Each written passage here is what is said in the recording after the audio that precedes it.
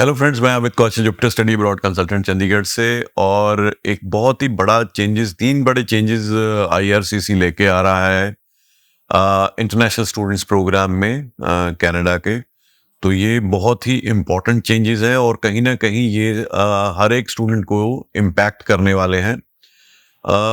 There have been some loop holes in the system, जिस वजह से आपने देखा होगा कि बहुत सारे स्टूडेंट्स को डेपोटेशन तक का फेस करना पड़ा। Somehow that has been halted. तो वो रीजन ये था कि बहुत सारे एजेंट्स ने फेक एलओएस लगा के अपने वीजा फाइल किए और वीजा ले लिए थे कनाडा के, क्योंकि उनके पास कोई ऐसा मैकेनिज्म नहीं था जिससे वो ट्रैक कर सकते। तो इन सारी चीजों को कर्ब करने के लिए, इन लूप होल्स को बंद करने के लिए आईआरसीसी नए कुछ चेंजेस लेके आ रहा है। तो ये मैं आपको बता देता हूँ। इफेक्टिव 1 दिसंबर 2023 यानी कि 1 दिसंबर 2023 से post secondary designated learning institute will be required to confirm every applicants letter of acceptance directly to IRCC. यानी कि 1 दिसंबर 2023 के बाद जो भी डीएलआई इंस्टीट्यूट एलओए इशू करेगा स्टूडेंट को, उसको सेम एलओए जो है आईआरसीसी को भी कंफर्म करना पड़ेगा, भेजना पड़ेगा, या कोई ना कोई ऐसा मैकेनिज्म। अभी ये कहीं हद तक जो है they are going the way Australia student visa framework जैसा है, उस तरह से। जैसे आपने बहुत सारे लोग जो कनाडा के बारे में देख रहे हैं उनको ये भी पता होगा कि ऑस्ट्रेलिया में भी जैसे जब आप अपनी फीस डिपॉजिट करते हो तो कॉलेज आपको सीयूई देता है। यहाँ पे एलओए होता है, लेटर ऑफ एक्सेप्टेंस, वहां पे सीयूई बोलते हैं, कंफर्मेशन ऑफ एनरोलमेंट। तो जो कंफर्मेशन ऑफ एनरोलमेंट है ऑस्ट्रेलिया में, वो एक सिस्टम पे, एक सॉफ्टवेयर पे अपलोड करती है इंस्टीट्यूशन, चाहे वो यूनिवर्सिटी है चाहे कॉलेज है। उस सॉफ्टवेयर का नाम होता है प्रिज्म। उसका एक्सेस उस कॉलेज को जिसने वो सीयूई, कॉलेज या यूनिवर्सिटी जिसने सीयूई इशू की है, अपलोड की, उसके पास होगा, और एम्बेसी के पास होगा। जैसे ही पासपोर्ट नंबर वो प्रिज्म पे डालेंगे, उसके अगेंस्ट, पासपोर्ट नंबर के अगेंस्ट जितनी भी सीओई एक्टिव है वो सारी प्रिज्म पे शो होनी शुरू हो जाएंगी, और उसके बेसिस पे जो ऑस्ट्रेलियन हाई कमीशन है वो वीजा इशू करता है या डिनाई करता है। उसी तरह का कोई मैकेनिज्म, ऑल्दो अभी ऐसा बिल्कुल क्लियर नहीं है, कोई सॉफ्टवेयर ऐसा बनने जा रहा है, बट इसमें ये लिखा है कि every DLI institute has to confirm every students letter of acceptance to the IRCC. अब वो क्या मैकेनिज्म होगा, क्या मेथड होगा, ये आने वाले टाइम में पता लग जाएगा। पर ये एक बहुत ही अच्छा वेलकम चेंज है, जिससे जो ये फेक एलओएस का फ्रॉड है, स्कैम है, वो बिल्कुल बंद हो जाएगा। तो ये 1 दिसंबर 2023 से इंप्लीमेंट होने वाला है। दूसरा, फॉल 2024 में यानी कि सितंबर 2024 से IRCC will adopt recognised institution framework. ये रिकॉग्नाइज्ड इंस्टीट्यूशन फ्रेमवर्क क्या होगा? कुछ कॉलेजेस होंगे जिनको ये एक रिकॉग्नाइज्ड फ्रेमवर्क में लेके आएंगे, कुछ डीएलआई इंस्टीट्यूशंस होंगे जिनको प्रायोरिटी दी जाएगी वीजा प्रोसेसिंग में। तो उनको किस बेसिस पे वो इस कैटेगरी में आएंगे, वो उनका ट्रैक रिकॉर्ड होगा, उनका जो ऑडिट्स वगैरह होते हैं उसमें किस तरह का उनका परफॉर्मेंस रही है उनकी, तो वो सारी चीजें होंगी। मैं आपको पढ़ के भी बता देता हूँ।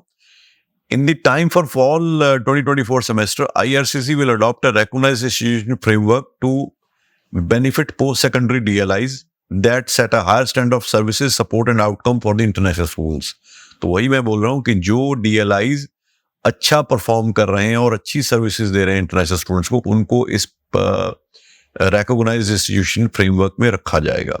These DLIs will benefit, for example, for the priority processing of student visa outcomes for international students and in the coming month। अच्छा, ये तो दूसरा चेंज ये हो गया। पहला ये था कि जो एलओएज हैं उनको कंफर्म करना पड़ेगा। दूसरा चेंज है रिकॉग्नाइज्ड इंस्टीट्यूशन फ्रेमवर्क हो गया।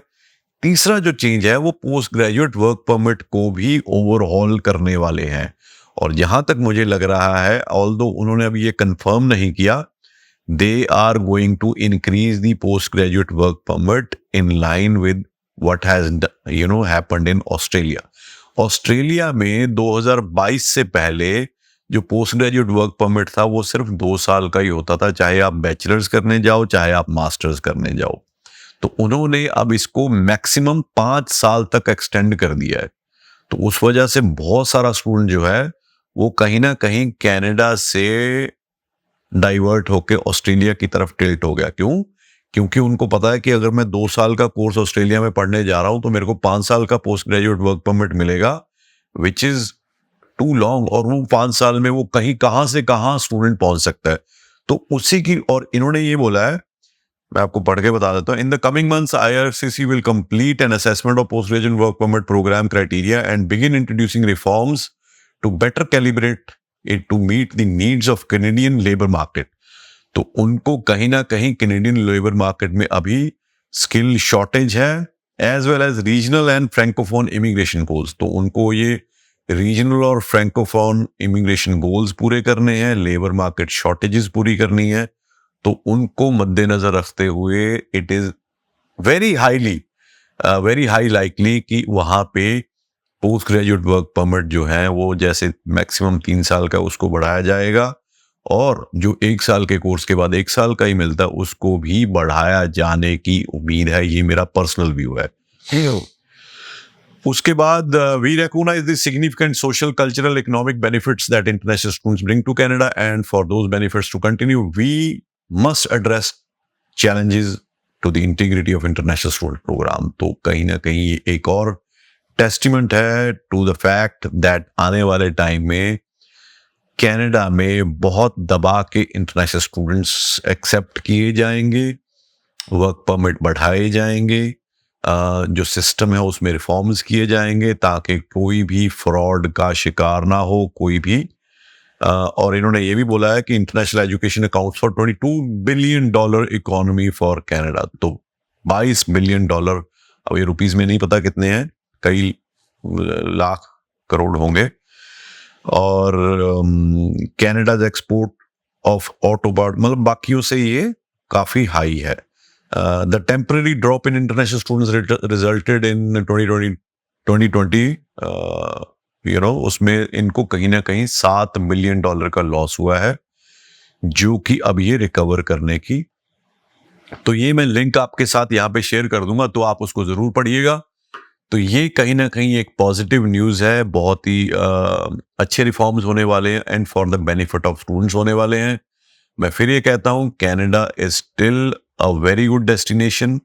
जो नेगेटिव न्यूज़ आती है वो कुछ पॉकेट्स के बारे में होती है, तो आप उसको पूरे कनाडा का व्यू ना लेके चलें। कनाडा बहुत बड़ा है, बहुत ज़्यादा सिटीज़ हैं, प्रोविंसेस हैं और बहुत ज़्यादा अपॉर्चुनिटीज़ हैं। आप ये देखिए कि इसका जो जैसे कहते हैं एरिया हो इंडिया से कितना टाइम्स बिगर है और पॉपुलेशन पंजाब के जितनी होगी।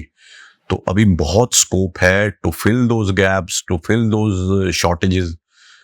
तो जो लोग सोचते हैं कि नहीं जी हुण ऑस्ट्रेलिया हो नहीं रहा जी, असी तो ऑस्ट्रेलिया ही जाना है, कनाडा से जाना नहीं, please it's time to change your view, क्योंकि आने वाले टाइम में कनाडा दोबारा पहली चॉइस बनने वाला है।